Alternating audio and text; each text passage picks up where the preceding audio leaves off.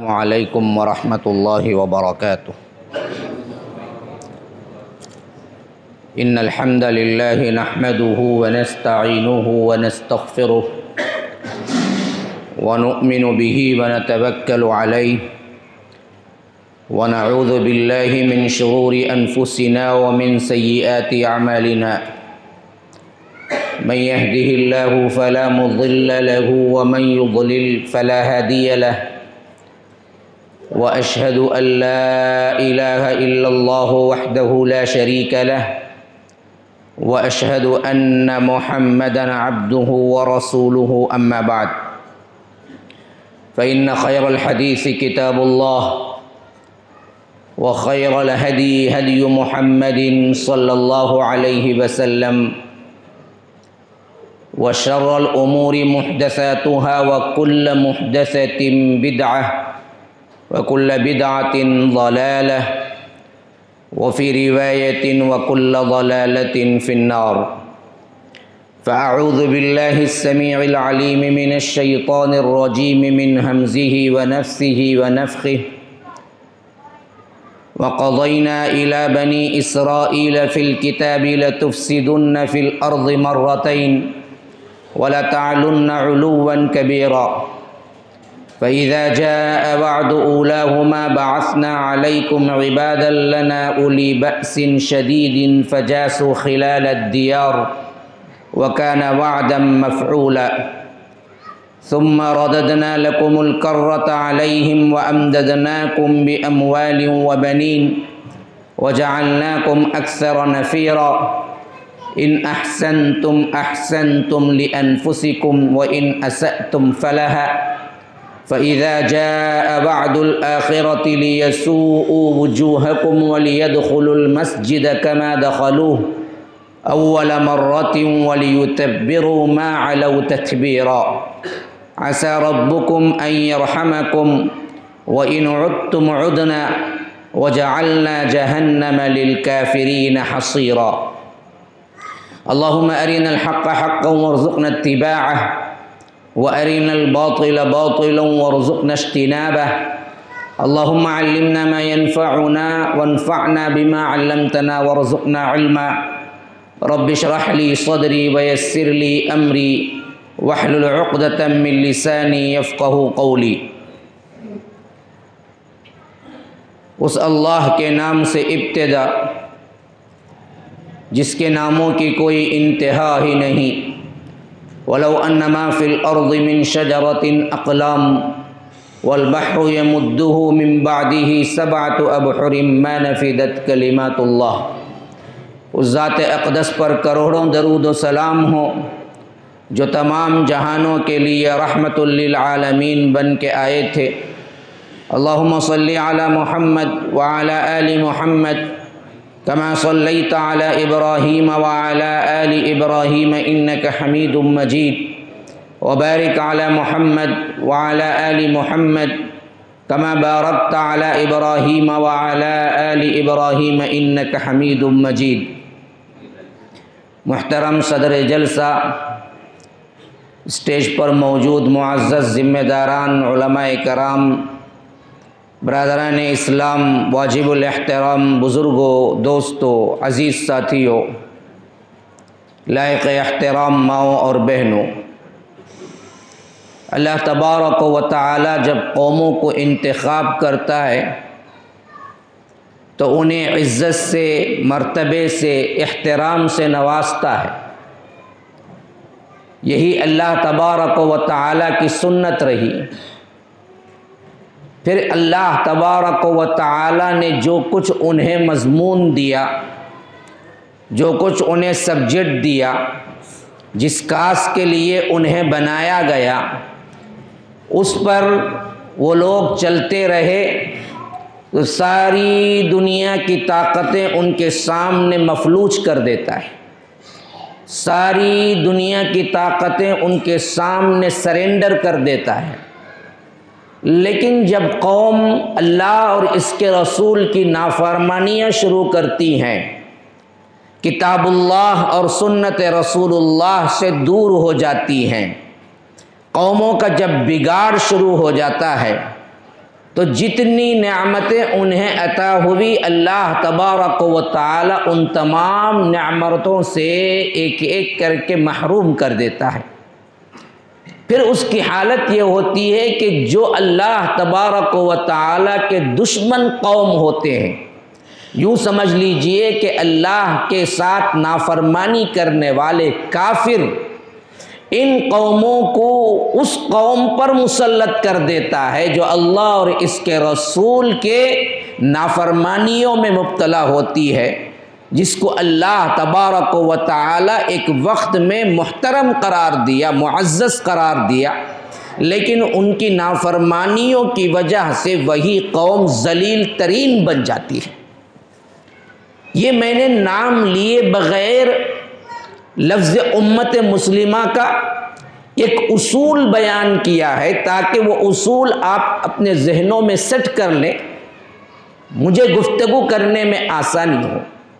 اصول انٹرنیشنل یہی ہے، قاعدہ اللہ تبارک و تعالی کی سنت یہی ہے کہ اللہ کسی قوم کو منتخب کرتا ہے، پیغمبر بھیجتا ہے، کتاب عطا کرتا ہے، اس پیغمبر کا عمل سنت رسول کہلاتا ہے، اور وہ قوم جب پلٹتی ہے، سدھرتی ہے، رسول کو مانتی ہے، اللہ تبارک و تعالیٰ کی اطاعت کرتی ہے، اللہ کے رسول کے دیے ہوئے پیغام کو اپناتی ہے، تو اللہ تبارک و تعالیٰ اس کے ذریعے اسے بلند کرتے چلا جاتا ہے، حتیٰ کہ وہ عالم کے اندر سب سے فضیلت والی امت بن جاتی ہے۔ لیکن زمانہ گزرتا جاتا ہے، قوم اپنے سبق کو بھلا دیتی ہے، اللہ اور اس کے رسول سے دوری اختیار کرتی ہے، کتاب اللہ اور سنت رسول اللہ کو بھول جاتی ہے، جو حال ہمارا ابھی ہے نا جی۔ ہاں، قرآن پڑھنے والے سمجھنے والے بیٹھے ہوئے میں کتنے ہوں گے؟ اکا دکا کوئی نکل جائے تو نکل جائے، ایک دو آدمی ایسے بھی مجھے بتا دو پوری مجلس میں کہ ہم نے مکمل قرآن مجید بترجمہ پڑھا ہے۔ آپ جہاں سے بھی آیت بولیں ہم انشاءاللہ اس کا مفہوم بیان کریں گے۔ بولیں گے مول صاحب پاگل تو نہیں ہو گئے، ہم کون سے مولانا ہیں، ہم عالم تھوڑی ہیں، ہم تو بس کبھی کبھار سن لیتے ہیں، اور بہت سے لوگ کان کے مزے کے لیے سن لیتے ہیں، عمل کی نیت تو بہت کم ہوتی ہے۔ خواتین سے دیکھیے کیسے آوازیں آ رہی ہیں، گویا کہ سننے کے لیے کوئی پکنک کا مقام ہے جہاں پر آ گئے ہوں۔ یہ ہمارے دینی مجلسوں کا حال ہے، کون سنتا ہے، کتنا سنتا ہے۔ تو جس طرح قوم ریئیکٹ کرتی ہے، پھر اللہ تبارک و تعالیٰ کا قانون بھی بدل جاتا ہے، اور اس قانون میں کبھی کوئی تبدیلی نہیں ہوئی، وہ کوئی بھی ہو سامنے والی قوم، لیکن جب وہ اللہ اور اس کے رسول کی نافرمانی پہ کمر بستہ ہوتی ہے، وہ عزتیں، وہ رفعتیں، وہ فضیلتیں، وہ تمام چیزیں اللہ تبارک و تعالیٰ ان سے چھین لیتا ہے، حتیٰ کہ ایک زمانہ ایسے گزرتا ہے ان پر کافر، مشرک، ملحد، یہودی، نصرانی اچھے ہوتے ہیں بنسبت اس قوم کی۔ ہاں، ایسے لگتا ہے کہ گویا اللہ تبارک و تعالیٰ کی نعمتیں ساری ان پر ہیں اور ہم پر کچھ نہیں ہے۔ ہاں، جیسا کہ اقبال نے اپنے شکوہ جواب شکوے میں کہا تھا کہ برق گرتی ہے تو بیچارے مسلمانوں پر، رحمتیں ہیں تو اغیار کے کاشانوں پر۔ تیری رحمتیں تو ایسا دکھتا ہے کہ تمام یہود و نصارہ لے گئے، ان کو عزت ہے، ان کو کنٹرول ہے، ان کو دنیا ہے، ان کو عہدہ ہے، ان کو ہر طرح کی چیز ملی ہوئی ہے، ایسا لگتا ہے کہ تو نے اغیار پر اپنی رحمتیں کر دی ہیں۔ اور بجلی گرتی ہے، مصائب و آلام گرتے ہیں کہ برق گرتی ہے تو بیچارے مسلمانوں پر، ہم مسلمانوں پہ گرتی ہے۔ یہ حالت بالکل عین وہی ہے جو انہوں نے اس مضمون میں لائے ہیں۔ تو اس حالت پر پہنچنے کے بعد اس قوم کا واحد راستہ یہی ہوتا ہے کہ اگر وہ ذلت سے نکلنا چاہے، پھر دوبارہ اسی قوم کے اول لوگوں نے جیسے اطاعت و فرما برداری کی، ویسے اطاعت و فرما برداری کی طرف پلٹ آئیں تو پھر تو اللہ کی رحمت بھی پھر پلٹ آتی ہے، ورنہ اللہ تبارک و تعالیٰ کے ہاں وہ قوم بالکل ہی مردہ ہو جاتی ہے اور اللہ کے قانون کے مطابق وہ قوم مٹا دی جاتی ہے۔ وَإِن تَتَوَلَّوْا يَسْتَبْدِلْ قَوْمًا غَيْرَكُمْ ثُمَّ لَا يَكُونُوا أَمْثَالَكُمْ، کہ ہم ایسے قوموں کو پھر کیا کرتے ہیں، اس جگہ سے نکال دیتے ہیں اور دوسری قوموں کو انہیں لا کے اس جگہ پر بٹھاتے ہیں۔ یہ اصول ہے۔ اب آئیے اس کو کھولتا ہوں میں، اس اصول کو اپنے اوپر منطبق کر کے دیکھ لیں اور سمجھنے کے لیے اس سے پہلے کی مثال اپنے لیے لے لیں۔ اگر میرے جملے کو اچھی طرح سنا ہوگا تو اللہ تبارک و تعالی نے امت مسلمہ کو جو سب سے پہلا سابقون الاولون کا گروہ تھا، صحابہ کا گروہ تھا، انعام و اکرام سے نواز دیا۔ کون سی ایسی نعمت ہے جو اللہ تبارک و تعالی نے نہیں عطا کی؟ اللہ تبارک و تعالی نے سب سے پہلے انعام کرتے ہوئے جناب محمد الرسول اللہ صلی اللہ علیہ وسلم کو انہی میں بھیجا۔ اسی لیے فرمایا لقد من اللہ علی المؤمنین اذ بعث فیہم رسولا من انفسہم یتلو علیہم آیاتہ ویزکیہم ویعلمہم الکتاب والحکمہ وان کانوا من قبل لفی ضلال مبین۔ اللہ نے تم پر احسان کیا ہے جناب محمد الرسول اللہ صلی اللہ علیہ وسلم کو مبعوث کر کے۔ ہاں، بہت بڑا احسان۔ اللہ کے رسول صلی اللہ علیہ وسلم اس دنیا میں تشریف لائے، اقرا سے پیغام شروع ہوا، لوگوں پڑھو۔ سوال پیدا ہوا کہ کس سے پڑھنا ہے؟ قوم تو امی ہے، نبی عربی امی ہے، کیا پڑھیں؟ کس سے پڑھیں؟ کس کی طرف خطاب ہے؟ فرمایا کہ دنیا کے تمام علوم پڑھو یا نہ پڑھو، اس سے کوئی مسئلہ نہیں، لیکن رب کا قرآن پڑھو۔ اقرأ بسم ربک الذی خلق۔ ہاں، پڑھو اس رب کے نام سے جس نے تم کو پیدا کیا۔ معلوم ہو گیا کہ جاہل کون ہے؟ جو قرآن نہیں پڑھا۔ عالم کون ہے؟ جو قرآن پڑھا۔ معلوم ہوا کہ ڈاکٹر بھی جاہل ہو سکتا ہے، انجینئر بھی جاہل ہو سکتا ہے، بڑے بڑے علوم و فنون کے ماہر بھی جاہل ہیں، جب تک کہ وہ رب کے نام کو نہیں پڑھتے اور رب کے بارے میں معرفت حاصل نہیں کرتے۔ اور تمام علوم سے بالکل کورا دیہاتی قسم کا آدمی بھی بہت بڑا عالم ہے جب وہ رب کا نام جانتا ہو، رب کی معرفت جانتا ہو۔ آج ہم میں کیا پڑے ہوئے ہیں؟ ہم نے کون سی رائے اختیار کی ہے؟ ایکا دکا انجینئر ڈاکٹر تو ہم میں مل جائیں گے، اسکول تو ہر کوئی جاتا ہے، اتنی گری ہوئی حالت میں بھی 10+2 تو پاس ہوتا ہی ہوتا ہے، کوئی نہ کوئی ڈگری، کوئی نہ کوئی بی فارم، ڈی فارم، فلاں فلاں تو پڑھنے والا مل ہی جاتا ہے۔ سوال یہ ہے کہ قرآن پڑھنے والا کہاں سے لائیں گے؟ اللہ تبارک و تعالیٰ کا نام اور اس کی معرفت کہاں سے لائیں گے؟ جس کا حکم ہوا تھا وہی عرب کی قوم جہاں پر جاہلیت اتنی تھی کہ پڑھنے لکھنے والے اکا دکا تھے، بلکہ وہ بھی نہ ہونے کے برابر تھے، پوری جاہلیت کہلائی جاتی ہے اس دور کو، وہ پورا دور ہی جاہلیت کا دور کہلاتا ہے۔ اور خود اللہ کے رسول صلی اللہ علیہ وسلم بھی پڑھنا لکھنا نہیں جانتے تھے، اس لیے قرآن کہتا ہے کہ وما كنت تتلو من قبله من کتاب ولا تخطه بيمينك اذا لارتاب المبطلون۔ اللہ کے رسول صلی اللہ علیہ وسلم آپ اس سے پہلے نہ کوئی کتاب پڑھنا جانتے ہیں، نہ سیدھے ہاتھ سے لکھنا جانتے ہیں، یعنی عموماً لکھا سیدھے ہاتھ سے جاتا ہے، تو فرمایا کہ آپ لکھنا بھی نہیں جانتے ہیں، آپ دراصل پڑھنا بھی نہیں جانتے ہیں، اسی نبی کے سامنے سب سے پہلے وحی کے الفاظ میرے دوستو ذرا غور سے سنو، یہ بہت اہم ترین مقام ہے جو میں آپ کو بتا رہا ہوں کہ آپ اپنے اپنے خیالات میں رہ کے مت سنو، ایک بہت درد دل لے کے ایک پیغام لایا ہوں آپ کے لیے، آپ اگر اس پہ توجہ دیں گے تو ہو سکتا ہے زندگیوں میں انقلاب آ جائے۔ نبی عربی جناب محمد الرسول اللہ صلی اللہ علیہ وسلم سے یہی تو کہا گیا کہ اقرا۔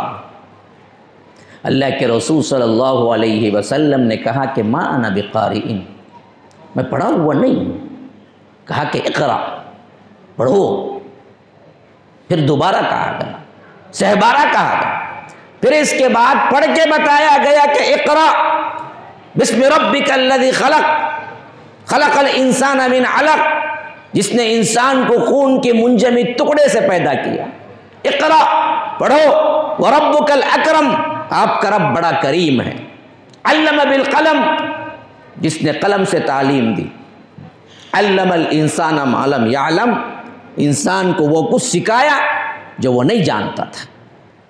یاد رکھو، اگر یہ پڑھنا مراد نہیں ہے، اس کے علاوہ بھی کوئی پڑھنا ہے، ہاں یہ علم مراد نہیں ہے قرآن و حدیث کا، اس کے علاوہ بھی کوئی علم ہے، تو بڑے ہی ادب کے ساتھ میں پوچھتا ہوں کہ اللہ کے رسول نے کچھ اور بھی پڑھا؟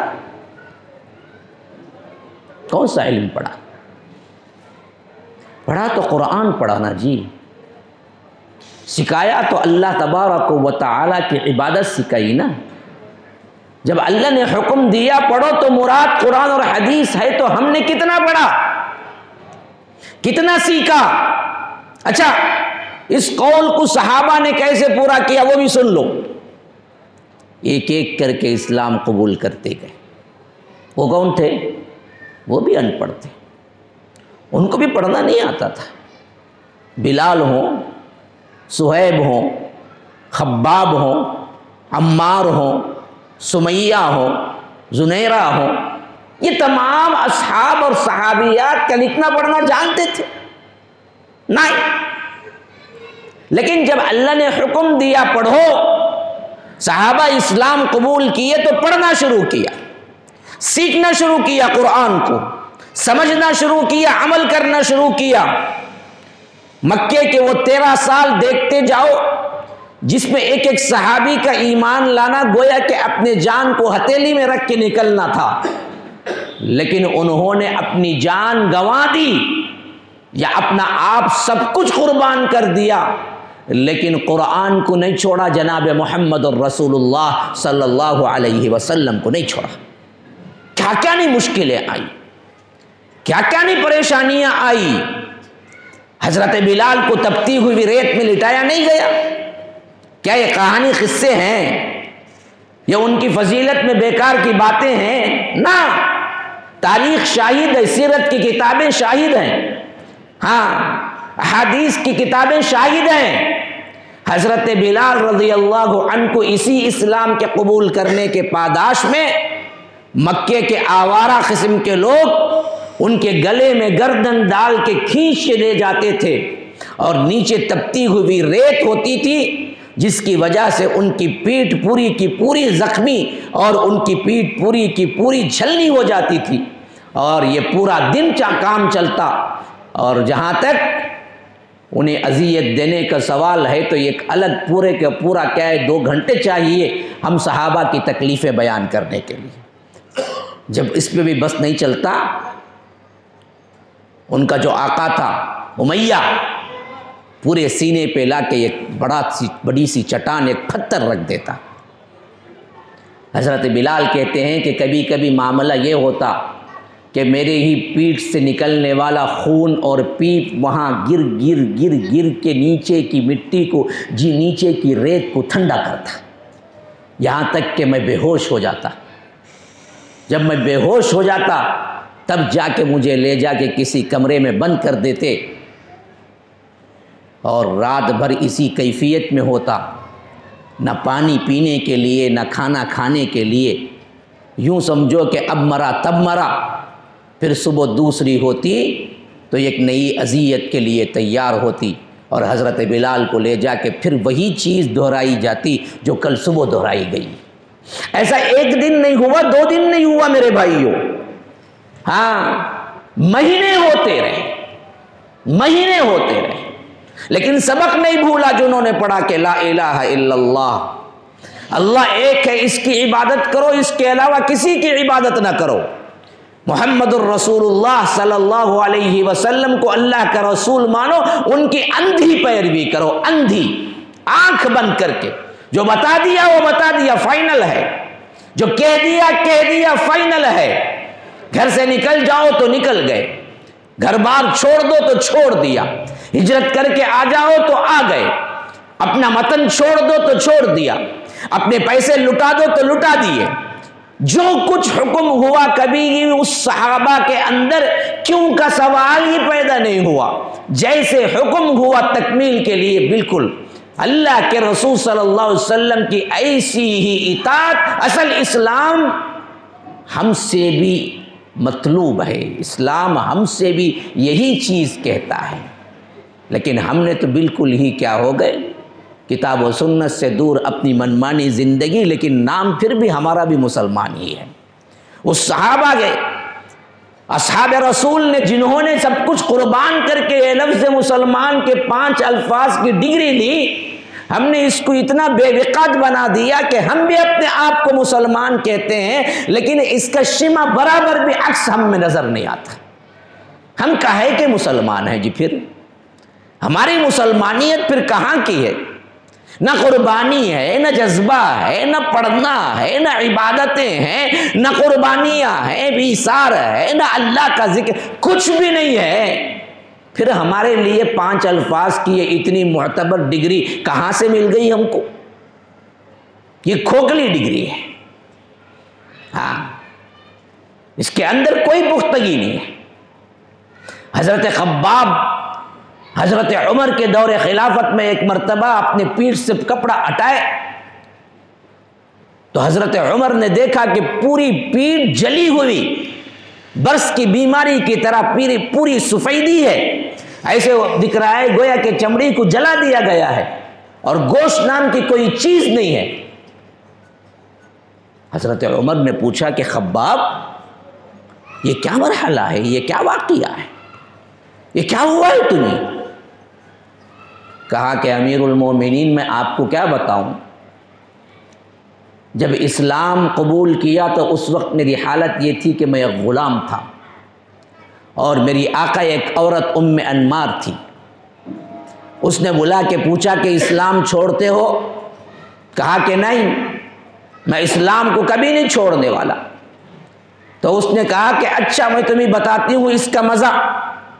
پھر اس کے بعد انگاروں سے دہکا دیا جاتا، پھر ان انگاروں پر مجھے لٹا دیا جاتا، پھر اس کے اوپر کوئی چٹان رکھ دی جاتی، یہاں تک کہ میں چیختا چلاتا، کوئی رحم کرنے والا نہیں، یہاں تک کہ مکے کے اوباش نوجوانوں کے ہاتھوں میں لاٹھیاں دے دی جاتی اور کہا جاتا کہ میں کچھ پوچھنے والی نہیں، تم جو چاہے اس کے ساتھ سلوک کرو۔ اور وہ لوگ مجھے مارتے، وہ لوگ مجھے کیا ہے ذلیل کرتے، کوئی گالیاں دیتا۔ اس طرح کا مرحلہ ایسے کئی دن چلتا رہا، یہاں تک کہ میری پیٹھ کا تمام گوشت وہ کھا گئی۔ اور آج سے 20 سال ہو چکے ہیں امیر المومنین، لیکن آج تک اس زخم کی نشانیاں نہیں گئی جو اسلام لانے کی پاداش میں میرے آقا ام انمار نے میرے ساتھ یہ سلوک کیا تھا، اور یہی حالت رہی یہاں تک کہ اللہ کے رسول صلی اللہ علیہ وسلم نے ہمیں ہجرت کا حکم دیا۔ یہ ایک صحابی کا نہیں، کئی صحابہ کی آپ ہسٹری پڑھ جائیے، حضرت عمار کی حالت کیا ہوئی، اتنا مارا اتنا مارا اتنا مارا کہ ہوش کھو بیٹھے، اور اسی حالت میں کہا کہ اب میں ٹھنڈے اور گرم پانی میں تمہیں غوطہ لگاؤں گا ایسے کہ تم جب تک باطل اور ہمارے معبودوں کی تعریف نہ کرو گے تم کو چھوڑا نہیں جائے گا۔ حضرت عمار کہتے ہیں مجھ پہ جو بیتا وہ بیتا، لیکن سب سے بڑی تکلیف تو وہ تھی کہ اچانک ٹھنڈے ٹھنڈے پانی میں سر کو لینا، پھر اسی وقت گرم گرم پانی میں پھر کیا ہے سر کو اندر ڈالنا، یہ اتنی تکلیف دہ بات تھی کہ مجھے خود پتہ نہیں چلا کہ میں نے کچھ باتیں ان کے فیور میں کہہ دی، جب کہیں جا کے انہوں نے ہم کو چھوڑا۔ دل اندر سے رو رہا تھا، لرز رہا تھا کہ میں نے باطل کی تعریف کر دی، میں نے ان کی باتیں قبول کر دی، حالانکہ کون سی مصیبت میں انہوں نے قبول کیا، اس کا ایک حصہ بلکہ اس کا 1% کا 1000واں حصہ اگر ہم کو تکلیف ہو تو ہم اسلام ہی چھوڑ بیٹھے۔ لیکن اس وقت بھی دل رو رہا تھا کہ میں نے کیوں ان کے بتوں کی تعریف کر دی۔ دل کا بوجھ لیے اللہ کے رسول صلی اللہ علیہ وسلم کے پاس آئے، اللہ کے رسول سے ذکر کیا کہ اللہ کے رسول، میں نے اسلام قبول کرنے کے بعد آج تک کوئی لفظ نہیں نکالا، لیکن انہوں نے مجھے اتنی تکلیف دی کہ میرا ہوش نہ رہا، اور کچھ باتیں میں ان کی مدح میں ان کی بتوں کی تعریف میں کہہ گیا ہوں، کیا مجھے معافی مل سکتی ہے؟ یا رب، کیسے ڈر ہے، کیسا ایمان ہے۔ ہم ہوتے تو یہ کہتے کہ میں اذیت میں کون سا گناہ کیا، لیکن یہاں معاملہ یہ ہے کہ میری زبان سے جو کچھ نکلا کیا مجھے معافی مل سکتی ہے؟ اللہ کی رحمت جوش میں آئی، اسی وقت جبرائیل آیت لے کے اترے کہ من کفر باللہ من بعد ایمانہ الا من اکرہ وقلبہ مطمئن بالایمان۔ دیکھو، اگر کوئی مجبوری کی حالت میں زبان سے کچھ الفاظ نکل جائیں اور لیکن تمہارا دل ایمان پر مطمئن ہو تو پھر تمہارے لیے کوئی سزا نہیں، اللہ معاف کرنے والا ہے۔ الا من اکرہ وقلبہ مطمئن بالایمان۔ تب جا کے انہیں کیا ہوا؟ سکون ہوا، حالانکہ اپنے دونوں والدین ماں باپ کھو چکے تھے اسی اسلام کی راہ میں۔ باپ یاسر بوڑھے اسلام لانے کی پاداش میں اتنا مارا گیا شہید ہو گئے۔ ماں سمیہ بوڑھی اسلام لانے 70 سال کے قریب تھی اس وقت عمر حضرت سمیہ رضی اللہ عنہا کی، اسلام لانے کے جرم میں اتنا مارا گیا یہاں تک کہ حضرت سمیہ پر ظلم و تشدد کی انتہا ہوئی، اور ان سے کہا گیا کہ تم لا الہ الا اللہ کا انکار کرو۔ انہوں نے کہا کہ یہ نہیں ہو سکتا، جان چلی جائے۔ تو ابو جہل، ابو لہب جیسے شریر لوگوں نے انہیں سمتوں میں بانٹ دیا، دو طرف الگ الگ مخالف سمتوں میں انہیں گھوڑے سے باندھ کر گھوڑے چلوا دیے، یہاں تک کہ ان کے چھتیرے اڑ گئے اور ان کے اعضا کٹ گئے، اور ابو جہل نے شرمگاہ پہ نیزہ مارا جہاں انہوں نے کیا ہے شہادت پائی۔ اسلام کی سب سے پہلی شہیدہ نہیں بلکہ اسلام کی سب سے پہلے شہیدہ ہیں، شہید نہیں، مرد نہیں ہے اس میں سبقت کرنے والے، عورت ہیں، عورت جنہوں نے اسلام کے لیے سب سے پہلی قربانیاں۔ آج ہماری خواتین میک اپ سے وقت نہیں بچتا، کھانوں سے وقت نہیں بچتا، ادھر ادھر کی باتوں سے غیبتوں سے وقت نہیں بچتا۔ کہاں ہے وقت ہماری خواتین کے پاس اسلام سننے کے لیے، عمل کرنے کے لیے، پڑھنے کے لیے؟ کہاں ہے وقت؟ یہ اذیتیں کسی نے سہی ہیں آج تک؟ اس کا تصور بھی ہو سکتا ہے، جان دے دی، پھر بھی گلا وہی تھا جو شاعر کہتا ہے کہ جان دی ہوئی اسی کی تھی، حق تو یہ ہے کہ حق ادا نہ ہوا۔ ہم نے جان دے دی تو پھر بھی کیا ہے، اللہ کے لیے ہم نے کون سی بڑی قربانی دی؟ اللہ کی دی ہوئی جان تھی، اللہ کے راہ میں دے دی، ہم نے کوئی بڑی قربانی نہیں دی۔ جان دینے کے باوجود بھی وہی چیز تھی کہ اللہ تبارک و تعالی ہم سے جان لے لیے، یہ اللہ کی بڑی نعمت ہے کہ ہم شہید ہوئے، ورنہ تو ہمارے لحاظ سے ہم نے کوئی بڑا کارنامہ انجام نہیں دیا۔ یہ اسلام کی ابتدائی دنوں، ابتدائی سالوں کی ایک جھلک ہے جو میں نے آپ کو بتایا۔ یہ عمل، یہ جد و جہد، یہ قربانی امت مسلمہ کی، صحابہ کی، اللہ نے قبول کی۔ اب مدنی زندگی کا دور آتا ہے، اللہ تبارک و تعالی نے سب سے پہلے حکومت دی۔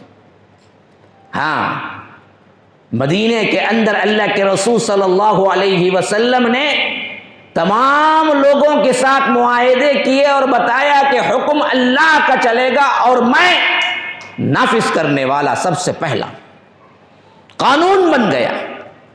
ادھر ادھر کے 2-3 پڑوسی جو دشمن تھے یہودیوں کے قبیلے، بنو قینقاع، بنو نذیر، بنو قریظہ، اللہ نے ان سب پر فتح دی تھی۔ آپ کو معلوم ہے کس طرح مسلمان پختہ ہوتے چلے گئے۔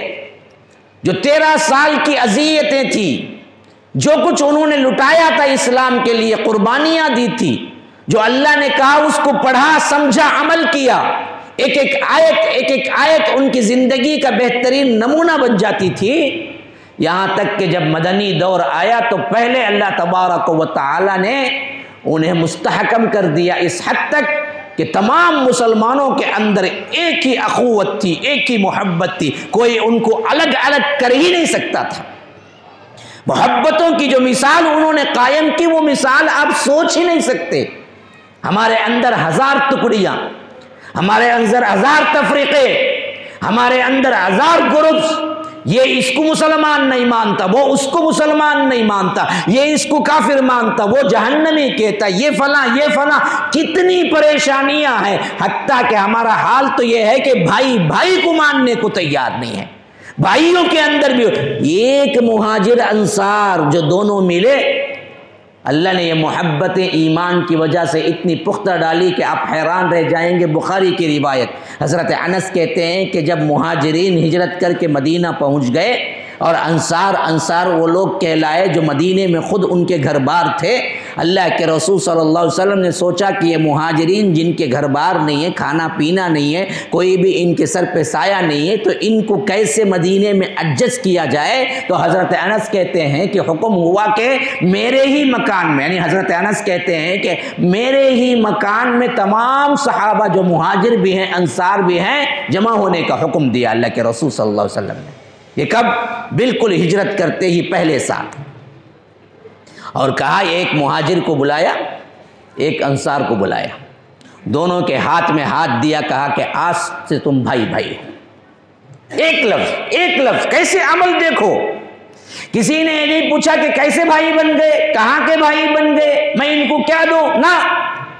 ایک مہاجر جو بے یار و مددگار، کوئی گھر نہیں، کوئی ٹھکانہ نہیں، کچھ نہیں، ایک انصار جس کا گھر ہے، جس کے لیے سب کچھ ہے، وہ وہیں کا باشندہ ہے، اللہ کے رسول بلائے اور ایک انصار کو، ایک مہاجر کو ہاتھ پکڑائے، کہا کہ تم دونوں بھائی بھائی ہو۔ یہ اخوت اور رواداری کی اعلیٰ مثال تھی کہ سعد ابن الربیع کہتے ہیں کہ میں انصار تھا اور عبد الرحمن بن عوف مہاجر تھے۔ اللہ کے رسول صلی اللہ علیہ وسلم نے بلایا، کہا کہ آج سے تم دونوں بھائی بھائی ہو۔ تو سعد ابن الربیع عبد الرحمن کا ہاتھ پکڑے اپنے گھر لے گئے، سامان کل اکٹھا کیا، سامنے رکھا، کہا کہ اللہ کے رسول نے آج سے ہم کو بھائی بھائی بنا دیا، تو میرے بھائی یہ میرے گھر کا کل سامان ہے، اس کا آدھا آپ کا حق ہے، آدھا میرا، تو آدھا آپ اٹھا لیجئے، آدھا میرا ہے۔ 2 باغ ہے میرے، ایک باغ آپ کا ہوا، ایک باغ میرا ہوا۔ حد تو یہ ہوئی کہ آپ قیامت تک یہ مثال نہیں پیش کر سکتے۔ کہا کہ میری 2 بیویاں ہیں، ابھی پردے کا حکم نازل نہیں ہوا تھا کہ فرمایا کہ دیکھ لو جو تم پسند کرو گے میں طلاق دیتا ہوں، عدت کے بعد شادی کر لینا۔ یہ محبت و اخوت و رواداری کی کوئی مثال پیش کر سکتا ہے؟ یہ کیسے ہوا؟ ایمان کی بدولت۔ ہاں، ہمارا خاندانی نظام بھی اتنا متحد نہیں ہے۔ ساس بہو ہمیشہ دونوں دشمن، سام منگس کا معاملہ رہتا، کب یہ مارے گی اسے، کب وہ مارے گی۔ ہاں، ہمارے اندر خواتین کی دشمنیاں سالوں سال پلتی ہیں، کبھی محبت سے کوئی سلام نہیں، دعا نہیں۔ ہم مسلمان بھائیوں میں سلام دعا ہوئے کئی سال دشمنیاں پلتی ہیں، صرف اس واسطے کہ فلاں دن فلاں رخے میں نام میرا پہلے نہیں آیا، یا فلاں دن تم نے میرا انتظار نہیں کیا، شادی شروع کر دی۔ چھوٹے چھوٹے معاملات جس کی وجہ سے ہم کہتے کہ تیرے جنازے کے لیے بھی ہم نہیں آئیں گے، یا تیرے سے کوئی تعلق نہیں رکھیں گے۔ دنیا کے چھوٹے چھوٹے معاملات پر ہم یوں کٹتے ہیں جیسے ہمارا پوری دنیا لٹ گئی ہو، اور اس طرح دشمنی کرتے ہیں کہ اسے مسمار کر کے، اسے فنا کر کے چھوڑ دیتے ہیں، یہاں تک کہ کفر بھی کرنے لگتے ہیں۔ اگر جادو کر کے کسی کو برباد کرنا ہے تو جادو تک کر بیٹھتے ہیں۔ کتنے لوگ ہیں ہمارے خاندانوں میں جو خود کے اپنے بیٹے کو ماں جا کے جادو کرتی ہے صرف اس واسطے کہ کہیں یہ بیوی کا کہا نہ سن لے، اور خود اپنی بیوی اپنے شوہر پہ جادو کرتی ہے صرف اس واسطے کہیں یہ ماں کا کہا نہ سن لے۔ ہوتا ہی نہیں ہوتا ہے۔ بات نہیں سمجھتے ہیں؟ میری باتیں اوپر جا رہی ہیں کیا؟ سمجھ بھی رہے ہیں یا ابھی ختم کر دوں؟ اللہ اللہ خیر صلی اللہ، آپ کا بھی وقت ضائع نہیں، میرا بھی نہیں۔ بات سمجھ ہے تو پھر تو بات کو آگے بڑھاؤں گا نا جی۔ ایسے لگ رہا ہے کوئی موجود ہی نہیں ہے یہاں پر، اتنے سیریس ہو گئے ہیں کہ ایمبولنس کو بلایا جائے، اتنا بھی نہیں۔ ہاں آپ بتاؤ کہ میں سن رہا ہوں تو پھر بھی میں سناؤں گا۔ ہاں اب لگ رہا ہے کہ آپ نے واقعتاً کان لگا کے سنا ہے۔ حالات ہمارے کہاں جا رہے ہیں میرے بھائیوں؟ کبھی غور کیا آپ نے اپنی زندگیوں میں؟ خواتین ہوں، مرد حضرات ہوں، ہمارے معاملات کتنے ذلیل اور کتنے ہمارے معاملات نفرت زدہ ہو چکے ہیں۔ حالانکہ اس اسلام کے بدولت تو ہم ایک سیسا پلائی ہوئی دیوار ہونا چاہیے، کأنہم بنیان مرصوص، ایسے ہونا چاہیے تھا نا۔ یہاں محبتیں دیکھو صحابہ کی، صرف ایک لفظ آج سے تم بھائی بھائی ہو، انہوں نے تو اپنا سب کچھ قربان کر دیا۔ لیکن ادھر بھی تو مہاجر صحابی تھا، یہ بھی تو اللہ کے رسول صلی اللہ علیہ وسلم کے تربیت یافتہ تھے۔ ہم ہوتے تو کہتے کہ کیا جی سب کچھ چھوڑ کو آیا ہوں، تمہیں آدھا آدھا دیتے ہیں، پورا دے ڈالو جی معراج کر، یہ نہیں بولے۔ عبد الرحمن بن عوف بولے تو کیا بولے؟ اللہ آپ کے مال میں، عمر میں، دولت میں، سب میں اللہ تعالیٰ آپ کو برکت دے، مجھے 1 روپیے کی ضرورت نہیں ہے، بس مجھے اتنا بتا دو کہ بازار کہاں ہے، میں خود جاؤں گا محنت کر لوں گا۔ انہوں نے بہت اصرار کیا، ادھر اصرار ادھر انکار، ایک حبہ بھی نہیں لوں گا میں، مجھے صرف اتنا بتاؤ بازار کہاں ہے۔ مجبور ہو کے بازار کا راستہ بتایا۔ عبد الرحمن بن عوف کہتے ہیں رضی اللہ عنہ، صبح سویرے جاتا، جنگل سے کچھ لکڑیاں کاٹتا، لے آ کے بازار میں بیچتا، اور اللہ تبارک و تعالی اسی میں برکت دیا۔ کبھی کبھی 1 درہم سے 2 درہم بن جاتے، 2 درہم سے 3 درہم بن جاتے۔ کبھی کبھی ایسا ہوتا کہ مجھے جو کچھ ضرورت ہے وہ سب کچھ میں کھا پی لیتا، لیکن پھر بھی میرے ہاتھ میں 1-2 درہم بچ جاتے۔ تو اس طرح اللہ تعالیٰ مجھے آگے بڑھاتا رہا، یہاں تک کہ ایک موقع ایسے آیا کہ میں نے شادی کر لی، اللہ نے پیسہ دے دیا۔ لیکن اتنی سادگی کی شادی تھی کہ اللہ کے رسول کو بھی نہیں بلایا اور معلوم بھی نہیں تھا۔ اتفاق سے ملاقات ہوئی تو پوچھا عبد الرحمن شادی ہو گئی؟ کہا کہ ہاں شادی ہو گئی۔ تب جا کے اللہ کے رسول صلی اللہ علیہ وسلم کو معلوم ہوا، تو اللہ کے رسول صلی اللہ علیہ وسلم نے انہیں وہی دعا دی جو ہم دلہا کو دیتے ہیں، بارک اللہ لکما وبارک علیکما وجمع بینکما فی خیر۔ تمہارے جڑنے میں اللہ برکت دے، تم دونوں میں برکت دے، تمہارے معاملات میں برکت دے۔ یہی برکت کی دعا جب قبول ہوئی تو پتہ ہے کیا ہوا؟ عبد الرحمن بن عوف کہتے ہیں کہ پھر میں مٹی اٹھاتا تب سونا بن جاتی، ایسی اللہ نے تجارت میں برکت دی، ایسا اللہ تجارت میں برکت دیا کہ اللہ تبارک و تعالی دنیا پوری کی پوری نشان، سب سے زیادہ صحابہ میں مالدار ترین کوئی صحابی تھا تو وہ عبد الرحمن بن عوف ہے۔ معلوم ہے آپ کو؟ سب سے زیادہ پورے صحابہ میں مالدار ترین صحابی عبد الرحمن بن عوف ہے، اللہ کے رسول کی دعا کی برکت۔ ہاں یہ معمولی بات نہیں ہے یہ دعا بارک اللہ۔ ہم کیا کرتے ہیں؟ نہیں سو دعائیں پڑھتے خائی صبا کو، اللہم الف بینہما، کاکی کدھر کی، یوسف و زلیخا بھی بولتے بعض لوگ نکے میں، کہاں جی یوسف، کہاں جی زلیخا؟ ہاں کہاں سے ثابت ہے بھائی کہ زلیخا سے شادی ہوئی؟ زلیخا کا کردار تو الگ ہی قرآن پیش کرتا ہے۔ ہاں وہ تو مکار قسم کی مکاری کی، یہ دراصل کیا ہے قرآن پیش کرتا ہے۔ پھر اس کے بعد وہ توبہ کی، وہ پلٹی، یہ سب روایتیں ہیں۔ بس ہم نے کیا کر دیا؟ پامال کر دیا، دلہا کو جو دینا تھا وہ تو نہیں دیا، جو نہیں دینا وہ سب دیتے۔ ہاں حضرت یوسف کے ساتھ شادی ہوئی نہیں ہوئی یہ خود اتھینٹک نہیں ہے، اب انہیں دعا دیتا آپ کی زندگی کیسے رہے جیسے یوسف زلیخا رہے تو کیسا کٹ کو مرو نہیں الگ ہو جاؤ. آخر دعا کیا مطلب کیا ہے جی؟ مطلب ہی نہیں ہے نا. بات سمجھ ہی آتی نہیں کیونکہ علم ہی نہیں ہے. علم ہوتا تو پھر چار لوگ پوچھتے کہ یہ کیسی دعا ہے جو آپ دے رہے ہیں. تو حضرت عبد الرحمن بن عوف مالا مال ہو گئے اسی دعا کی برکت سے. یہ دعا اصل میں دینی چاہیے. بہرکیف بتانے کا مقصود یہ تھا کہ یہ 1 ہجری میں ہوا. 2 ہجری میں کیا خود بدر کا معرکہ ہوا. اب اللہ کے انعامات گنتے جائیے میں جو آپ کو بتا رہا ہوں. 2 ہجری رمضان المبارک کا زمانہ. خصوصیت کے ساتھ اگر تاریخ لی جائے تو 17 غزوہ بدر، ادھر 313 مقابل میں 1000، دگنے نہیں تگنے لوگ، زبردست مقابلہ. لیکن فتح کس کی؟ مسلمانوں کی. 70 سردار مارے گئے، 70 قید ہوئے.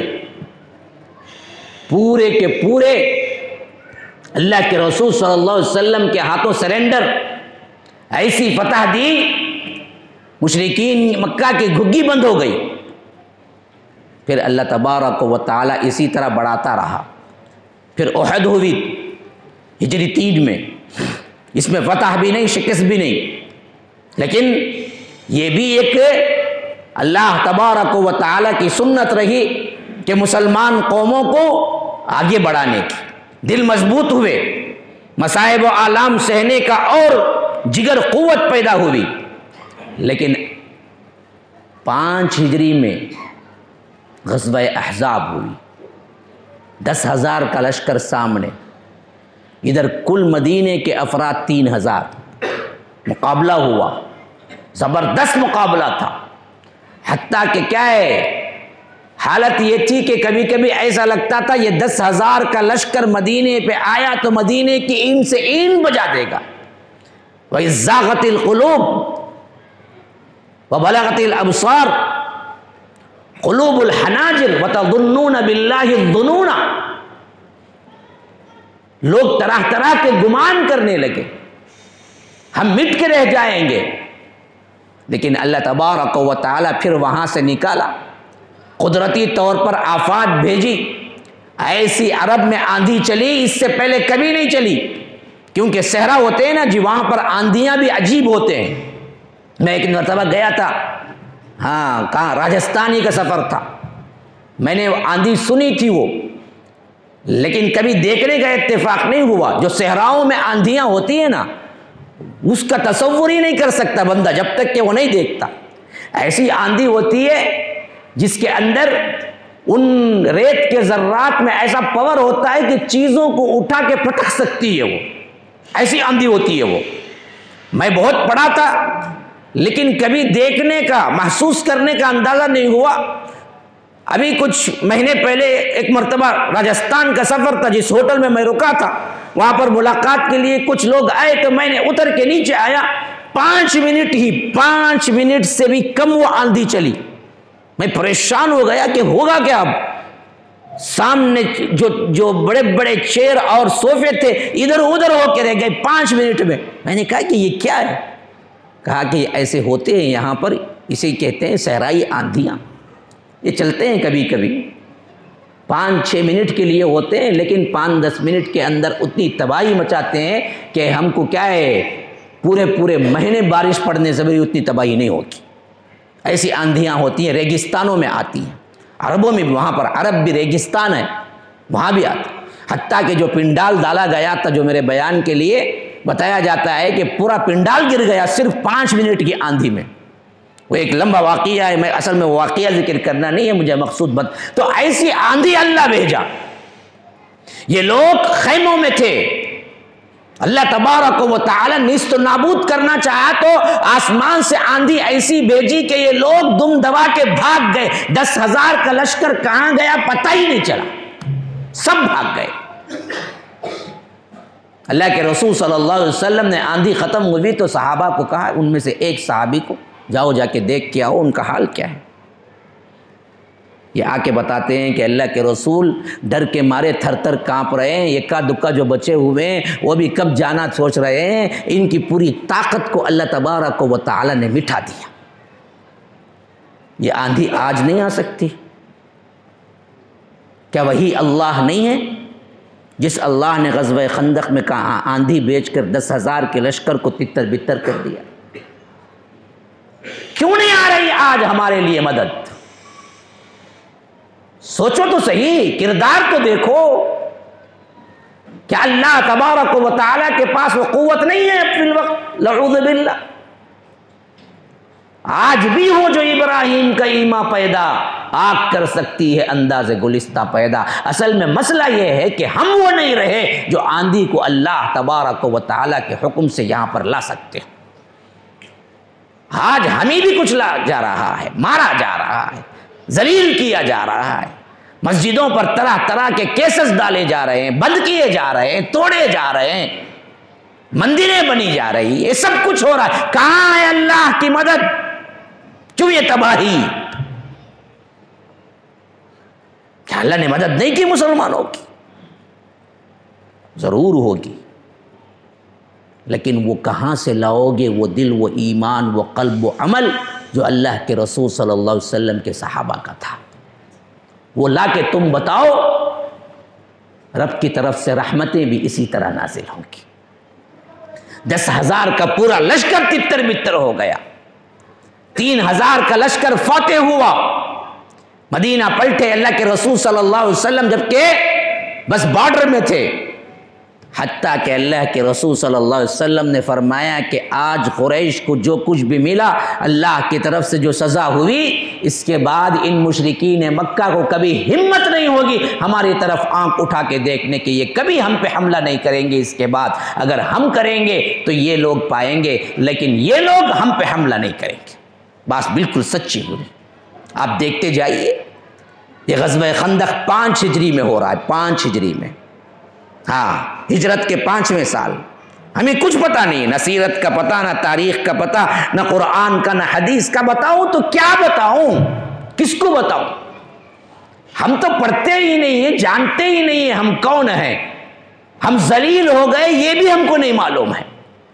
یہی تو سب سے بڑا المیہ ہے۔ ہاں، اللہ کے عذاب میں گرفتار ہیں، ہم پر تباہی ہے، ہم ذلیل و خوار ہو گئے، یہ تک بھی ہم کو احساس نہیں ہے، کیونکہ یہ احساس ہوتا تباہی کا تو پھر نکلنے کی کوشش کرتے، پھر وہ حالت نہیں ہوتی جو حالت آج ہماری ہے۔ ہاں، ہم اپنی زندگیوں میں مست ہیں، کھا لیے پی لیے، کوئی بہت سچا پکا مسلمان ہے تو 5 وقتہ نماز بھی پڑھ لی، عیدین وغیرہ گزار لیے، بس اللہ اللہ خیر صلی اللہ، اور کیا کمی ہے بھائی ہمارے لیے؟ تو ہم تو بڑے خوش ہیں۔ ہاں صحیح ہے، ہم تو ہمیں یہ احساس تک نہیں کہ ہم پہ تباہی ہے، اللہ کا عذاب ہے، ذلیل ہو رہے ہیں۔ اللہ تبارک و تعالی نے دشمنوں کے ہاتھوں میں ہماری باغ دوڑ دے دی ہے، وہ جب چاہتا ہے جس کو چاہتا ہے نیست و نابود کرتا ہے، ہمیں اس کا احساس ہی نہیں ہے۔ ہم تو خوشی خوشی زندگی، آج ہمارے شادیوں کو دیکھ کر کوئی کہے گا کہ یہ برباد شدہ قوم، اللہ کے عذاب میں گرفتار شدہ قوم ہے؟ کیا ڈانس ہیں، کیا باجے ہیں، کیا للے تللے ہیں، کیا لائٹنگ ہے، کیا شادی خانے ہیں، کتنے قسم کے کھانے ہیں، کوئی 5، کوئی 6، کوئی 7، کوئی 8، کوئی 10، کوئی 11، 13 قسم کے۔ میں ایک مرتبہ وہاں گیا، انہوں نے کہا کہ مول صاحب ہم نے کہاں آرڈر دیا معلوم کیا؟ ہم کو کیا جی معلوم تم کہاں؟ وہ بندے کو آرڈر دیا ہے مول صاحب ہم نے جو 13 قسم کے کھانے رکھتا کہتے نکے کی شادی میں۔ کتنے کہتے؟ 13 کہتے۔ شادی کب شروع ہوتی معلوم؟ رات کے 12 بجے، ختم کب ہوتی؟ 3 بجے۔ میں نے اپنی آنکھوں سے دیکھا ہے بہت سی جگہ۔ اللہ نے کچھ سفر کی توفیق دی دعوت دین کے مرحلے میں، آئے دن کہیں نہ کہیں جاتے رہتا ہوں، میں نے اپنی آنکھوں سے دیکھا ہے مسلمانوں کی شادیوں میں شادی شروع ہوتی ہے 12 گھنٹے کو، ختم ہوتی ہے 3 گھنٹوں کو رات کی۔ ان شادی خانوں میں شادی جو کچھ بھی کرتے ہیں، جو کچھ بھی مظاہرہ ان کا ہوتا ہے ڈانسنگ وغیرہ کا، اس کو دیکھ کے کوئی کہہ سکتا ہے کہ یہ وہی قوم ہے جو برباد ہو چکی ہے؟ یہ وہی قوم ہے جو اللہ کے عذاب میں گرفتار ہے، یہ وہی قوم ہے جس کو نیست و نابود کیا جا رہا ہے، یہ وہی قوم ہے جس کی مسجدوں کو لے کر کچھ اور بنا دیا گیا ہے، یہ وہی قوم ہے جو گاؤں کشی کے نام پر انہیں کیا مار دیا جاتا ہے، یہ وہی قوم ہے جس کے لیے اپنا نام نشان باقی رہنا بہت زیادہ مشکل ہو چکا ہے۔ کوئی کہہ سکتا ہے؟ نہیں، ہم کو یہ احساس بھی نہیں ہے کہ ہم برباد ہو گئے، ہم کو یہ احساس بھی نہیں کہ ہم تباہی کے دہانے پہ ہیں۔ ہاں، قوموں کو جب اللہ مٹانا چاہے تو یہی حال ہوتا ہے قوموں کا کہ قوموں کو پتہ نہیں چلتا جب تک کہ وہ مٹ کے فنا نہ ہو جائے۔ یہی عذاب ہم پہ بھی مسلط ہے کہ ہمیں احساس نکال دیا گیا ہے، بالکل احساس سے خالی اپنے من میں زندگی گزار رہے ہیں، کھاؤ پیو سو، اس کے علاوہ ہمارا ٹینشن کیا ہے بولو؟ بیٹھے ہوئے نوجوانوں سے بڑے ادب سے پوچھتا ہوں، تمہارا ٹینشن کیا ہے؟ تمہارا ٹینشن کیا ہے؟ اچھی جاب نہیں ملی، اچھی پڑھائی نہیں ملی، جیب بھر کے پیسہ نہیں ہے، غربت ہے، کھانا صحیح نہیں مل رہا ہے، پہننا اچھا نہیں مل رہا ہے، فلاں کے پاس کار ہے میرے پاس نہیں ہے، فلاں کے پاس کپڑے ہیں میرے پاس، فلاں کے پاس برانڈڈ واچز ہیں میرے پاس نہیں، فلاں کے پاس آئی فونس ہیں میرے، یہ ٹینشن ہے اصل، اتنا ہی ٹینشن ہے۔ کتنے نوجوانوں کو، کتنے مسلمانوں کو یہ ٹینشن ہے کہ آج امت مسلمہ تباہی پر ہے، میں کیسے سوؤں، میں کیا کروں ان کے لیے، میں کیسے جد و جہد کروں، میں کیسے اللہ کو راضی کروں، یہ ٹینشن کتنے لوگوں کا ہے۔ کتنے سوچ کے کیا ہے، کتنے لوگ ایسے ہیں جو راتوں کو کروٹیں بدل کے گزار دی، نیند نہیں آئی یہ سوچ کے کہ آج مسلمانوں پہ کیا بیت رہا ہے، ایسے ہی رہے گا تو حالت کیا ہوگی، ہم ان کے لیے کیا کر سکتے ہیں، یہ ٹینشن کتنے لوگ اٹھائیں؟ ہے یہ ٹینشن؟ ہماری ماؤں بہنوں کا ٹینشن کیا ہے؟ سن رہی ہیں، میری بیٹیاں بھی ہوں گی، میری بہنیں بھی ہوں گی، میری مائیں بھی ہوں گی، سن رہی ہیں، بڑے درد سے پوچھتا ہوں، ہمارے ماؤں بہنوں کا ٹینشن کیا ہے؟ شوہر خرچ کو برابر نہیں دیتا، سب سے بڑا ٹینشن، خوش نہیں رکھتا، سب سے بڑا ٹینشن، میک اپ کو پیسہ نہیں دیتا، سب سے بڑا ٹینشن، نئی ساڑی نئے ڈریسز خرید کو نہیں دیا گزشتہ رمضان میں، سب سے بڑا ٹینشن، رمضان آ رہا ہے اب کے لیے کوئی پیسہ نہیں ہے، سب سے بڑا ٹینشن، یا بیٹیاں بڑی ہو گئی ہیں شادی کر کو دینا، سب سے بڑا ٹینشن۔ ہمارے خواتین کو، ماؤں کو، بہنوں کو یہ بھی ٹینشن ہے کہ آج پوری امت مسلمہ عذاب میں گرفتار ہے، تباہی کے دہانے پر ہے، ہم خواتین میں تو پوچھنا ہی نہیں، دین بالکل بھی نہیں ہے، ان کے اندر دینداری کہاں سے لائیں، یہ سوچ کے کوئی خاتون ایسی بھی ہے کہ مجمع میں جس کو رات میں نیند نہ آئی ہو۔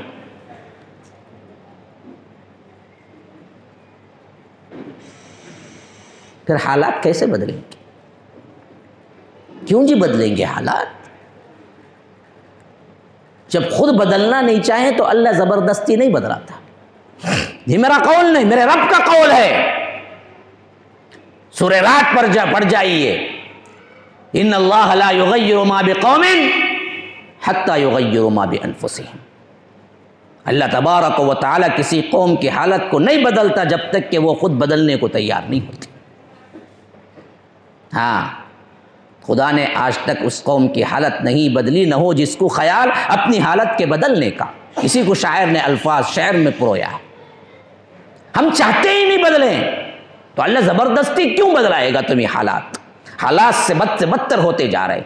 2014 کے بعد سے آپ دیکھتے جائیں نا جی، ہر سال کچھ نہ کچھ نئے قانون، ہمیں دراصل تنگ یہاں تک کہ حالات ایسے دکھ رہے ہیں کہ اگر یہی حالات باقی رہیں تو عبادتوں تک پر پابندی آ جائے گی۔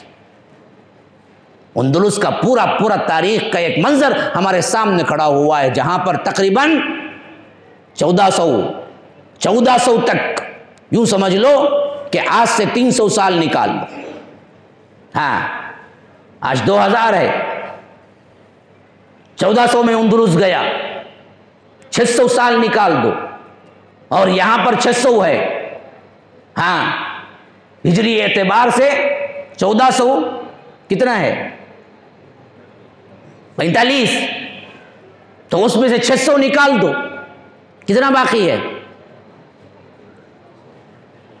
ہاں 800 سال جہاں پر حکومت ہوئی، آج وہ مسجدیں استبل خانے ہیں، استبل خانے جہاں پر گھوڑے کھڑائے جاتے ہیں، جہاں پر میخانے شراب پی جاتی ہے، آج بھی اندلس میں جاؤ جا کے دیکھو، جہاں پر 800 سال مسلمان حکومت کرتے رہے، وہاں بھی یہی حال ہوا۔ جب نافرمانی حد سے بڑھ گئی تو اللہ تبارک و تعالی نے ان سے چھین لیا اور اس قوم کو دے دیا جو اللہ کے نزدیک سب سے بدترین دشمن تھی۔ اور آج وہاں پر مسجدوں سے اذانیں نہیں بلکہ مسجدوں سے وہاں پر میخانوں کی آوازیں اور شراب کی آوازیں آتی ہیں۔ کم از کم ہندوستان تو ہمارے پاس ہے، بچا لو۔ میرے بھائیو سدھرو، اٹھو، غور کرو، فکر کرو، اللہ کے پاس رو، گڑ گڑاؤ، بدلو، اپنے اعمال کو درست کرو۔ رب کی رحمت پھر جوش میں آئے تو ہو سکتا ہے، اللہ چاہے تو کیا نہیں ہو سکتا ہے، اللہ چاہے تو کیا نہیں ہو سکتا ہے، اللہ چاہے تو ہو سکتا ہے نہیں ہو سکتا ہے، ہاں؟ لیکن اس وقت ہونا جی جب آپ بدلنے کی تیاری کریں گے نا۔ ہم بدلنا ہی نہیں چاہتے، ہمارا ٹینشن ہی یہ نہیں ہے، پھر تو اللہ تبارک و تعالیٰ کیوں زبردستی بدلائے گا ہماری حالت کو؟ اللہ کہتا ہے میری سنت یہ نہیں ہے کہ میں زبردستی بدلاؤں، جو بدلنا ہی نہیں چاہتی قوم ہم اس کو بدلاتے نہیں ہیں، چھوڑ دیتے ہیں اسی حال پہ، جاؤ مرو۔ الیوم ننساکم کما نسوا لقاء یومکم ھذا، جیسے تم نے بھلائے رکھا میں بھی تمہیں بھلا دیتا ہوں، حالانکہ اللہ کو بھول نہیں، وما کان ربک نسیا، لیکن یہ تنزن کہا اللہ نے جب تم بھول جاتے ہو میں بھی تمہیں بھول جاتا ہوں۔ تو آپ دیکھتے جائیں 5 ہجری غزوہ خندق، 6 ہجری اللہ کے رسول صلی اللہ علیہ وسلم عمرے کے لیے آتے ہیں، یہ لوگ عمرہ ادا کرنے دیتے نہیں، کعبۃ اللہ پہ کافر کا قبضہ، مسلمانوں کو روک دیا گیا، اللہ کے رسول واپس پلٹ گئے حدیبیہ سے، لیکن 7 ہجری میں عمرہ کیا، 8 میں اللہ نے ایسے فتح کے دروازے کھولے کہ مکہ فتح ہو گیا۔ یہ انعامات گناتا جا رہا ہوں، کیسے مسلمان ترقی کرتے گئے، کیسے اللہ تبارک و تعالیٰ نے سب سے پہلے امت کے اس گروہ کو اونچائی، ترقی، دین، دنیا، ہر چیز دی، یہاں تک کہ اللہ کے رسول صلی اللہ علیہ وسلم 2 سال بعد حجۃ الوداع کے لیے آئے تو اس وقت پورا عرب اللہ کے رسول صلی اللہ علیہ وسلم کے ماتحتی میں آ چکا تھا، اور صحابہ جو حج کرنے کے لیے آئے تھے ان کی تعداد 1,40,000 تھی۔ کہاں 1-2 سے اسلام شروع ہوا؟ صرف 23 سال کی مدت، ہاں، جہاں صرف ایک صنف نازک حضرت خدیجہ ایمان لائی، ایک چھوٹا بچہ حضرت علی ایمان لائے، ایک آزاد مرد حضرت ابو بکر صدیق ایمان لائے، ایک غلام زید بن حارثہ ایمان لائے، ان 4 لوگوں سے چلا یہ اسلام اور یہ جماعت۔ صرف 23 سال، اس پر 3 سال کی قلیل مدت میں اللہ نے ایسے انعام و اکرام سے نوازا، مکہ کیا، مدینہ کیا، اطراف و اکناف کیا، تبوک سے لے کر آخری کنارے پر حجاز کس کو کہتے ہیں، وہ تمام کا تمام ایریا اللہ تبارک و تعالی نے اللہ کے رسول کے ماتحتی میں دے چکا، اور حجۃ الوداع کے وقت 1,40,000 صحابہ کھڑے ہوئے تھے۔ اللہ کے رسول صلی اللہ علیہ وسلم نے انہیں خطاب کرتے ہوئے فرمایا، کیا میں نے اللہ کا جو پیغام مجھ پہ آیا میں نے تمہیں پوری امانت کے ساتھ پہنچا نہیں دیا؟ پوری قوم نے کہا کہ ہاں آپ نے پہنچایا، ہم نے سنا، اطاعت کی، آپ نے کوئی ذرہ ایک شمع برابر بھی تبدیلی نہیں کی، جو اللہ نے دین دیا وہ دین ہمیں براہ راست پہنچا دیا، آپ نے پوری تکمیل کر دی، پوری محنت کے ساتھ آپ نے اللہ کے دین کے پیغام کو ہم تک پہنچا دیا۔ اللہ کے رسول صلی اللہ علیہ وسلم نے یہی شہادت کی انگلی آسمان کی طرف اٹھائی، کہا اللہم اشہد، اللہم اشہد، اللہم اشہد، اے اللہ تو گواہ رہنا، تو گواہ رہنا، تو گواہ رہنا۔ ان سب کی گواہی ہے کہ جو پیغام دے کے مجھے بھیجا گیا، جو پہلے دن اقرا کا مضمون تھا کہ پڑھو، میں نے سب کو پڑھا دیا، سنو سمجھو عمل کرو، میں نے سب کے لیے یہ چیز عام کر دی۔ اسی میں صدیق اکبر بھی ہیں، اسی میں فاروق اعظم بھی ہیں، اسی میں عثمان غنی بھی ہیں، اسی میں علی بھی ہیں، رضی اللہ عنہ، اسی میں سعد بھی ہیں، اسی میں طلحہ زبیر بھی ہیں، اسی میں عبد الرحمن بن عوف بھی ہیں، اسی میں سعد ابن ابی وقاص بھی ہیں، اسی میں سعید ابن زید بھی ہیں، اسی میں خالد ابن الولید بھی ہیں، یہی وہ صحابہ ہیں۔ پھر اس کے بعد فرمایا کہ دیکھو جو میں نے پہنچا دیا وہ تم پر ذمہ داری ہے کہ تم آگے پہنچاؤ۔ اللہ کے رسول صلی اللہ علیہ وسلم کے دور مبارک میں عرب کی صرف تمام کنٹریز، یوں کہہ لیجئے حجاز کا جو حصہ تھا وہ آیا تھا، لیکن صحابہ نے اس پر عمل کیسے کیا؟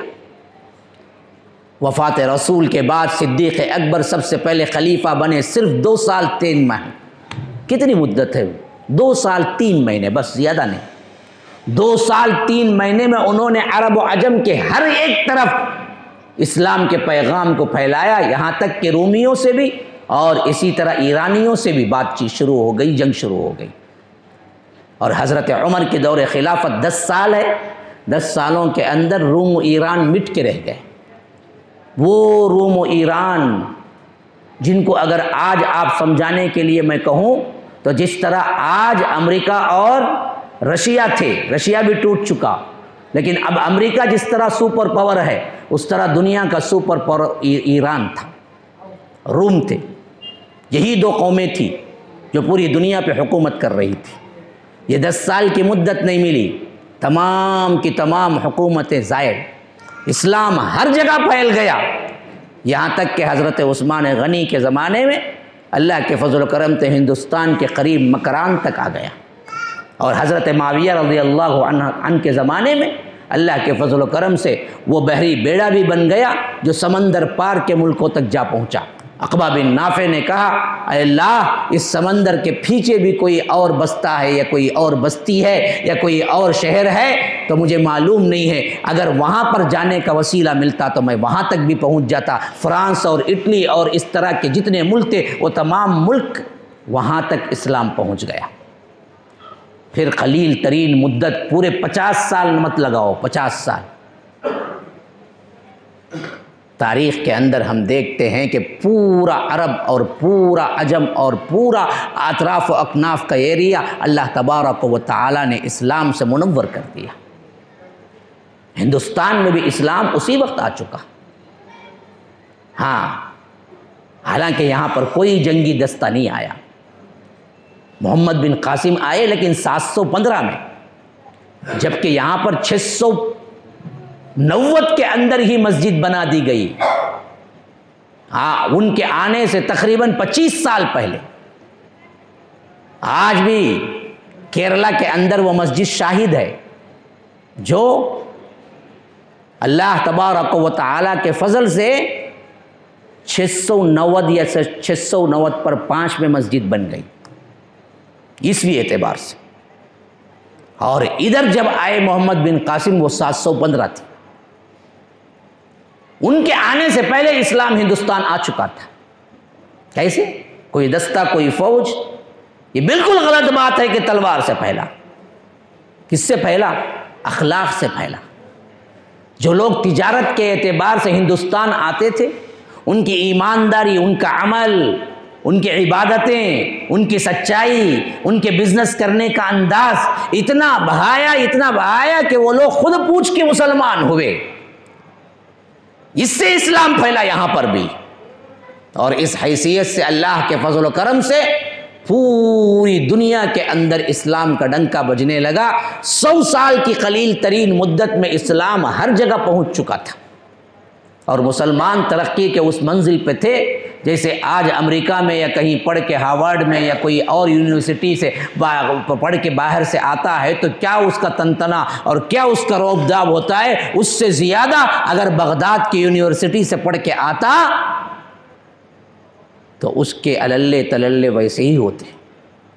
حتیٰ کہ لباس کے اعتبار سے ہم غیروں کا لباس پہن کے آج کے قمیص پینٹ بڑے خوش ہیں، اس زمانے میں مسلمانوں کا لباس پہننے کے لیے لوگ غیر مسلم آ کے پوچھتے تھے خلفاء سے، بادشاہوں سے، آپ اجازت دیں تو ہم بھی یہی لباس پہنتے ہیں۔ جو قوم اونچی ہوتی ہے، عزت دار ہوتی ہے، دوسری قومیں اسی کی کاپی کرتی ہیں۔ آج ہم پینٹ شرٹ میں ابھی بھی کیوں ہیں؟ ہمارے اندر غلامانہ وہی ذہنیت ہے جو چھوڑ کے گیا تھا ہندوستان سے انگریز. ہاں وہ ذہنیت نہیں گئی، ابھی بھی اسی ذہنیت پہ ہیں، کیونکہ اس وقت یہی سب سے ٹاپر ہیں. اس وقت ہم ٹاپر تھے تو خلفاء کے پاس، بادشاہوں کے پاس ہمارے لباس کو پہننے کی اجازت لینے کے لیے آیا کرتے تھے. غیر مسلمین جو اس وقت رہا کرتے تھے وہ لوگ آتے تھے، اجازت مانگتے تھے. اس وقت خلیفے کی یہ بات تاریخ میں ثابت ہے کہ خلیفہ کہتے تھے کہ ہمارے لیے سفید امامہ، سفید امامہ باندھنا جو ہے وہ ہمارے لیے امتیاز ہے، لہٰذا کوئی دوسرا امامہ سفید نہ بانے، دوسرے رنگ کا بانے. ہاں ڈرینیج کا اور ٹوائلٹ سسٹم سب سے پہلے بنانے والے ہم ہیں، اسٹریٹ لائٹ سب سے پہلے بنانے والے ہم ہیں. بغداد کی گلیاں جب روشن چراغ ہوتی تھی اور گلیوں کے اندر روشنی کا انتظام ہوتا تھا، یورپ کے کنٹری میں دلدل اور کیچڑ گھٹنوں کے اوپر تک ہوتا تھا. ہم سے ہی کاپی کی گئی. جتنے سائنسی ایجادات ہیں وہ سب کے سب ہم نے دی ہیں. واچ اور ٹائم کس نے سب سے پہلے ایجاد کیا؟ الجبرا جو سائنس کا سب سے اہم ترین سبق ہے، اصل میں وہ عربی کا الجبر والمقابلہ ہے جو الجبرا بنا. الجبر والمقابلہ مسلم سائنسدانوں نے بتایا. صفر کا ایجاد مسلمان عربوں نے کیا، اس سے پہلے صفر نہیں تھا. صفر نہ ہو تو پھر میتھس کا کوئی سم، کوئی بھی فارمولا حل ہی نہیں ہوتا. کس نے دیا یہ عربوں نے دیا. ہاں جتنی ترقی ہوئی اسلامی لحاظ سے قوانین پر عمل کر کے ہوئی. 1 سال نہیں، 2 سال نہیں، 100 سال نہیں، 200 سال نہیں، تقریباً 1200 سال تک چلتا رہا یہ معاملہ میرے بھائیوں. لیکن پھر پستی ہمارے اندر آتی گئی، تباہی کی طرف ہم بڑھتے گئے. ایک ایک کر کے ہمارے اندر شرک، بدعات، خرافات، اسی طرح تفریق بازیاں، یہ تمام چیزیں ہمارے اندر آتی گئی.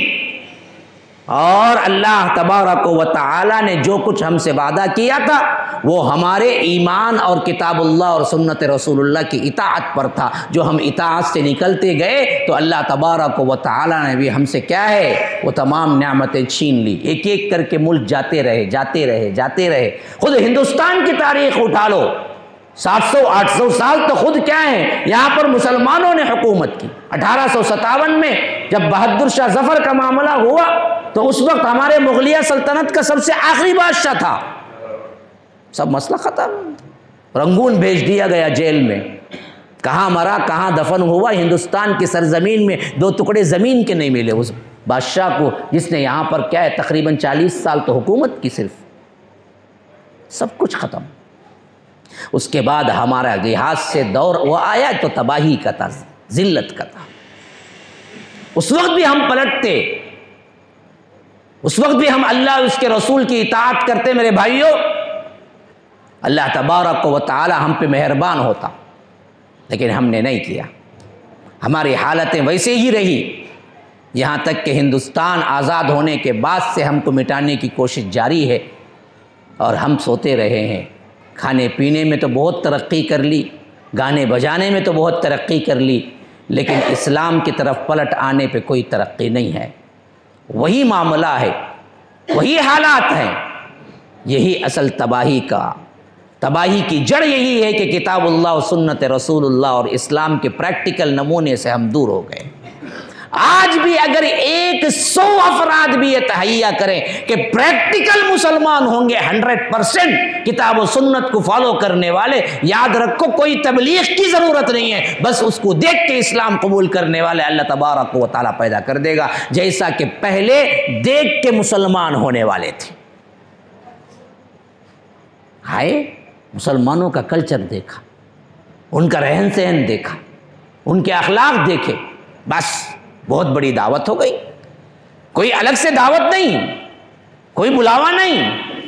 اسلام پریکٹیکلی اتنا خوبصورت ہے کہ اگر آپ اس کو فالو کریں، ہر کوئی پوچھے کہ آخر یہ تہذیب تمہیں کس نے دی ہے، ہم کو کیسے آنا ہے اندر، پوچھ کے اندر آئیں گے. اتنی خوبصورت عمارت ہے اسلام کی۔ میں ہمیشہ وہ واقعہ بیان کرتا ہوں جو اللہ کے رسول صلی اللہ علیہ وسلم کے دور مبارک کا ہے۔ قبیلے کا ایک سردار تھا جس کا نام تھا ثمامہ بن اسال، جو اپنے زمانے میں سب سے بدترین دشمن تھا اسلام کا۔ اللہ کے رسول صلی اللہ علیہ وسلم کو 2-3 مرتبہ قتل کرنے کی سازش کی، یہاں تک کہ صحابہ نے ایک مرتبہ قید کر لیا۔ وہ لے کے آئے، اللہ کے رسول صلی اللہ علیہ وسلم نے پہچان لیا، ثمامہ ہو؟ کہا کہ ہاں ثمامہ۔ کہا کہ کیا چاہتے ہو؟ کہا کہ جو کچھ میں نے آپ کے ساتھ سلوک کیا ہے، اگر آپ مجھے قتل کریں گے تو بالکل برابر ہوگا، میں اسی کا مستحق ہوں، لیکن چھوڑ دیں گے یہ احسان ہوگا۔ اگر آپ کچھ پیسہ لے کے چھوڑنا چاہتے ہیں تو میرے پاس مال و دولت بہت زیادہ ہے، بہت زیادہ ہے، جتنا پوچھیں گے اتنا دوں گا اور اس کے ساتھ میں رہائی لوں گا۔ اللہ کے رسول صرف 3 دن مسجد نبوی کے ستون پہ باندھے رکھا، 3 دن مسجد کے اندر ستون پہ باندھے رکھا۔ 3 دن کے بعد اللہ کے رسول صلی اللہ علیہ وسلم کچھ لیے بغیر کہا کہ ثمامہ تم آزاد ہو جاؤ۔ وہ اتنے متاثر ہوئے، دوڑے بھاگے مدینے کے باہر گئے، ایک ندی وہاں پر بہہ رہی تھی، وہاں پر نہایا اور کپڑے پہنا، پھر دوڑے بھاگے آئے، کہا کہ اشہد انک محمد الرسول اللہ، میں گواہی دیتا ہوں کہ آپ اللہ کے رسول ہیں، مسلمان ہو گئے۔ کون سی دعوت؟ کوئی دعوت۔ مسلمانوں کا اٹریکشن اصل میں عمل میں ہے۔ انہوں نے دیکھا کہ کیا عبادتیں ہیں، انہوں نے دیکھا کہ کیا ان کے بہترین اعمال ہیں، کس طرح یہ لوگ رہتے ہیں، لوگوں کی زندگی گزارنے کا نمونہ کیا ہے۔ بس یہی پیغام اسلام تھا۔ جیسے ہی معاملہ ہوا، اللہ کے رسول صلی اللہ علیہ وسلم نے آزاد کیا تو وہ سوچ میں پڑ گئے کہ اللہ کے رسول چاہتے تو آزادی کے بدلے میں میرے سے بہت سا مال لے سکتے تھے، لیکن اللہ کے رسول نے ایک پائی بھی نہیں لی اور آزاد کر دیا۔